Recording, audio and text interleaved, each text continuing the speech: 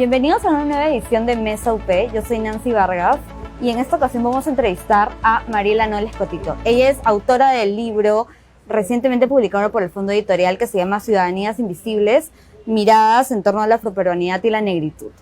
Bienvenida, Mariela. Gracias, Nancy, ¿cómo estás? Muy bien, Mariela. Tú eres además profesora e investigadora de la Universidad del Pacífico y es muy grato tenerte aquí.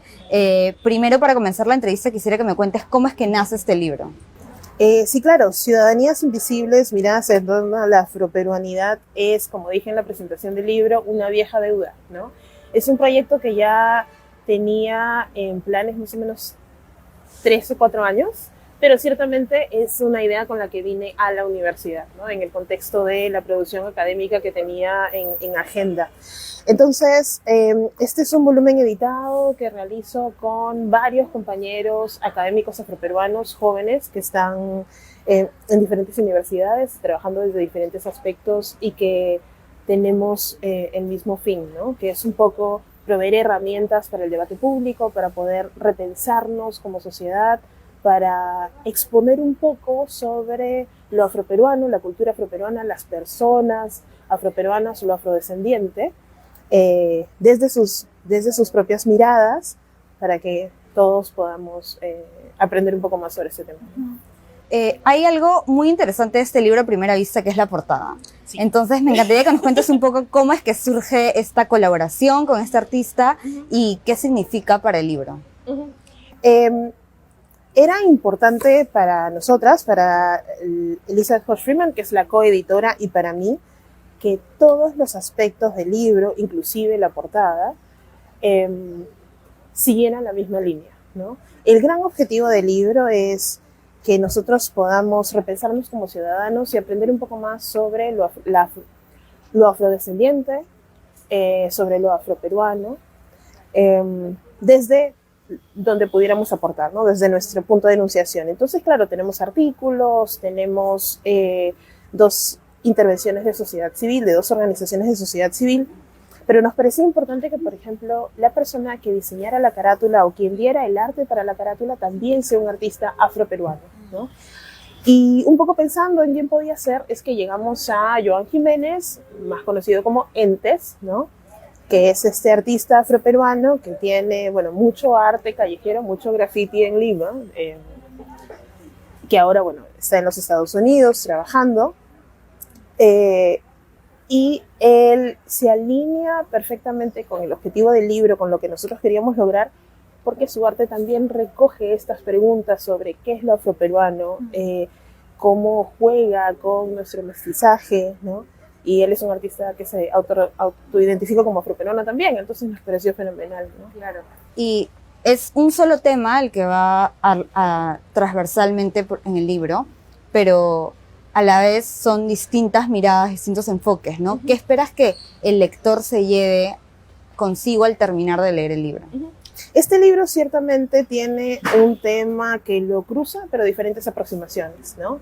Entonces, tenemos un artículo, por ejemplo, sobre historia. Si te interesa más la historia, entonces puedes encontrar que, por ejemplo, en el primer artículo, que es el de la profesora Rachel O'Toole, más bien te retrotrae hacia la idea del cimarronaje y cuáles eran las implicancias históricas para esta población en particular. Si lo que te interesa, por ejemplo, son más los temas de masculinidades o feminidades, tenemos el artículo del profesor César Romero Fernández, ¿no? Si tu aproximación más bien son cuáles son las políticas públicas, está mi artículo, está el de la profesora Lugana Coelho. Entonces, hay varias aproximaciones al tema de la afroperuanidad, varias entradas, dependiendo de cuál es tu interés o cómo es que te quieres aproximar al tema, ¿no? Una de las aproximaciones, creo que todos tenemos o que muchas personas utilizamos al pensar en afroperuanidad es hablar de estereotipos, ¿no? Y cómo es que estos imaginarios de la afroperuanidad al final pueden intervenir en la propia vivencia de las personas afroperuanas. Entonces quisiera que tal vez nos puedas contar cómo crees tú que se puede desafiar estos estereotipos que están transversales en nuestra cultura. Creo que el desafío de estereotipos para todos los temas, no solo lo racial, pasa porque nosotros seamos constantemente intencionales en examinar hasta qué punto lo que decimos, lo que hacemos, lo que pensamos es o no reductor de las experiencias de los demás, ¿no? Que constantemente nos estemos preguntando si la forma en que yo estoy pensando sobre tal o cual grupo está basado en lo real, o es algo que escuché, o es algo que aprendí, ¿no? O es conocimiento colectivo, que vienen a ser los estereotipos, ¿no? Entonces, esa es un poco la entrada, constantemente autoevaluar nuestras propias posiciones respecto de los demás, ¿no? En general, no solamente para la población afroperuana. Sí, claro, en general, respecto de los temas de género, respecto de los temas de orientación sexual, respecto de los temas raciales y étnicos, ¿no? Y claro, tú nos cuentas un poco los cambios que deberíamos hacer como sociedad, como cada individuo, digamos, pero si es que lo llevamos tal vez a un plano más de políticas públicas, ¿qué otros cambios adicionales ves tú que son necesarios para justamente ir en contra de estos estereotipos que a veces limitan el crecimiento profesional, por ejemplo, de la población afroperuana? Desde el punto de las políticas públicas, en realidad tenemos ya un buen avance. Y esto está bien, ¿no? Porque, digamos, ya hay un campo normativo, político importante sobre el cual se puede seguir construyendo. ¿Cuáles son futuros puntos de intervención o donde deberíamos fortalecer un poco más? De repente es la educación, ¿no? En la educación colectiva y particular. No solo es repensar nuestros estereotipos en casa, sino también respecto de nuestro propio ámbito de aplicación, ¿no? Desde nuestro propio ámbito de trabajo, por ejemplo. Una de las cosas, algunas de las formas más sutiles en las que el racismo se cuela es precisamente a través de nuestra labor profesional. Entonces, como profesora, por ejemplo, tenemos que ser particularmente intencionales en verificar a quién le damos la palabra, a quiénes estamos promoviendo, o la palabra de quién estamos promoviendo en el salón, ¿no? Si somos médicos, por ejemplo, constantemente tenemos que estar cuestionando, ok, ¿de qué manera podemos o no estar replicando algunas desigualdades entre nuestros pacientes? ¿A quiénes les creemos más rápido que otros? ¿O cómo tratamos a unos sobre otros, ¿no? Si somos parte del servicio público, lo mismo. Cuando trabajamos en atención al cliente, lo mismo, ¿no? Estamos tratando de manera diferenciada a diferentes personas. ¿Por qué? Entonces, ahí pasa de solo lo particular a un poco más lo colectivo también, ¿no? Y tú has mencionado ejemplos de profesores, médicos, ¿y cómo crees tú que son otras formas en las que el racismo se cuela en nuestro día a día que tal vez no somos tan conscientes? Creo que a partir de ahí, por ejemplo, es importante, ¿no? Que seamos intencionales. ¿Por qué? Porque ya sabemos que el racismo se cuela en nuestro día a día de maneras inclusive de las que no somos conscientes. Por ejemplo, yo te decía, la labor de los profesores es que constantemente tenemos que estar verificando cómo tratamos a nuestros estudiantes y generar un ambiente donde todos tienen las mismas oportunidades. Bueno, cuando nosotros vemos las cifras de racismo, por ejemplo, lo que encontramos es que entre población afro es un poco más, pero también en población indígena, que hay mucha deserción escolar porque los niños no se sienten escuchados por sus profesores, o porque se sienten discriminados, o porque reciben muchas bromas, ¿no? Ya conocemos nuestro humor, de tipo racial. Entonces, eso es algo, por ejemplo, que si como sociedad estuviéramos más atentos, podríamos atender. Desde el tema médico, por ejemplo, tenemos las cifras de violencia obstétrica respecto de mujeres afroperuanas, por ejemplo, son más altas. Entonces, eso es algo que si el personal de salud estuviera más atento, ¿no? O más consciente de esa evaluación que hay que hacer, de repente podríamos contrarrestar. Entonces, esta doble check, esta mirada intencional respecto de cómo nuestra labor puede o no estar replicando desigualdades es importante a nivel particular, pero también a nivel global. Yo ahí me atrevo a hacerte una pregunta más, y sí, es claro, que en ocasiones hay personas que dicen que, o sea, tratar a todos con igualdad sería lo ideal, pero ¿cómo es que esto, no sé, juega para una población que está claramente discriminada de cierta forma en la sociedad? Tratar a todos con igualdad desde un estándar en particular, si bien es una idea que parece tener equidad detrás, es la plataforma perfecta para que los desiguales, las personas en grupos históricamente discriminados, las personas que tienen necesidades especiales, de adecuación física, por ejemplo, ¿no? Las personas que tienen algún tipo de necesidad particular respecto de los espacios, por ejemplo, no logren esa igualdad. Tratar a todos por igual implica que eso que te hace especial o que precisamente te ha impedido históricamente llegar al mismo punto donde todos los demás, siga siendo una barrera, ¿no?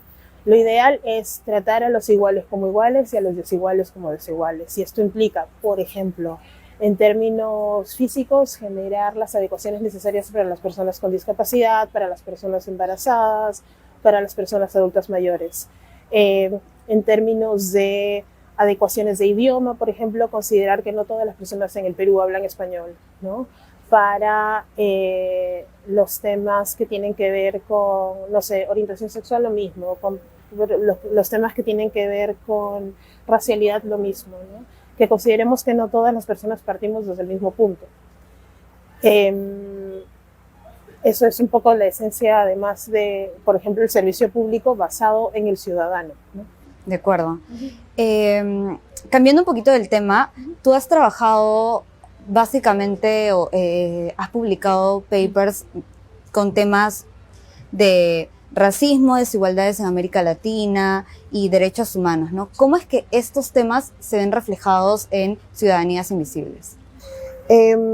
A través de los diferentes artículos, ¿no? Como te contaba hace un momento, todos los autores y autoras que han trabajado en este libro tienen como eje central lo afroperuano o lo afrodescendiente, pero obviamente parten desde su propia especialidad, ¿no? Entonces, en este libro tenemos artículos de historia, sobre masculinidades, sobre políticas públicas específicamente, sobre estereotipos, tenemos un artículo sobre arte. Mariela, tú tienes un artículo en este libro, quisiera que por favor nos cuentes más sobre esto, de qué trata, cuál es su título y cuál es tal vez alguna de las conclusiones a las que llegaste. Sí, claro. Yo tengo un artículo en este libro que es Entre políticas y planes nacionales, una evaluación crítica de la legislación etno-racial sobre lo afrodescendiente en el Perú. En base a ya, digamos, mi carrera y todas las investigaciones que he hecho hasta ahora, me he ido concentrando en el análisis político de los instrumentos legales. Entonces, en este artículo yo hago todo un recorrido respecto de cuáles son los instrumentos políticos que han ido construyendo lo afroperuano en el país. Cómo pasamos, por ejemplo, de negros en los 1800, ¿no?, hacia afrodescendientes después de los 2000 o afroperuanos después de los 2000, ¿no? Entonces, después de hacer este recorrido respecto de cuáles son los instrumentos, hago una evaluación legal, yo soy abogado también, hago una evaluación legal respecto de cuál es el potencial para que estos instrumentos realmente tengan un efecto en la mejora de la calidad de vida de las personas afrodescendientes el día de hoy, ¿no? Ahí la evaluación, bueno, va a ser interesante que quien lo lea pueda o no estar de acuerdo y tenga alguna opinión o no sobre algunos de los argumentos, pero sí, es un poco eso, es una evaluación amplia. Y pensando en el lector, ¿tú nos podrías dar tal vez una guía para leer el libro? O sea, si es que a alguien le gusta más la historia o el arte, sí, ¿cómo podría comenzar a leer Ciudadanías Invisibles? Yo creo que este es un libro interesante y que además tiene herramientas para todas las personas independientemente de cuál pueda ser tu área de interés, ¿no? Entonces, obviamente sí les recomiendo la introducción porque la introducción hace un mapeo respecto de cuáles son los últimos materiales sobre afroperuanos, ya yendo hacia bastante tiempo, y cómo se relaciona eso con los estudios afro-latinoamericanos. Entonces creo que es interesante, ¿no? Pero luego, más allá de eso, si seguimos avanzando, si les interesa, por ejemplo, el tema de la historia, creo que el artículo de la profesora Rachel O'Toole, que se llama El tiempo, el espacio y el rechazo de los fugitivos en los Andes del Pacífico, es un buen punto de entrada. O, por ejemplo, La libertad a la obra, desencuentros entre ciudadanía y raza en la población afroperuana durante el periodo post-abolicionista, que es del profesor José Miguel Vidal, ¿no? Si más bien, por ejemplo, les interesa el tema de políticas, está el artículo de la profesora Luana Pinto, que es el Perú y los compromisos internacionales contra el racismo, o el mío, como te decía, que es entre políticas y planes nacionales, ¿no? Si lo que les interesa más bien es pensar en personajes históricos, por ejemplo, y cómo, pero cercanos, y cómo estos tienen o no algún tipo de reproducción al día de hoy, por ejemplo, está el artículo sobre San Martín de Porres de César Romero Fernández, que por cierto, no sé si recuerdas, en la presentación del libro fue mencionado varias veces porque es un artículo que se siente como muy cercano, dada nuestra vinculación con San Martín de Porres, ¿no?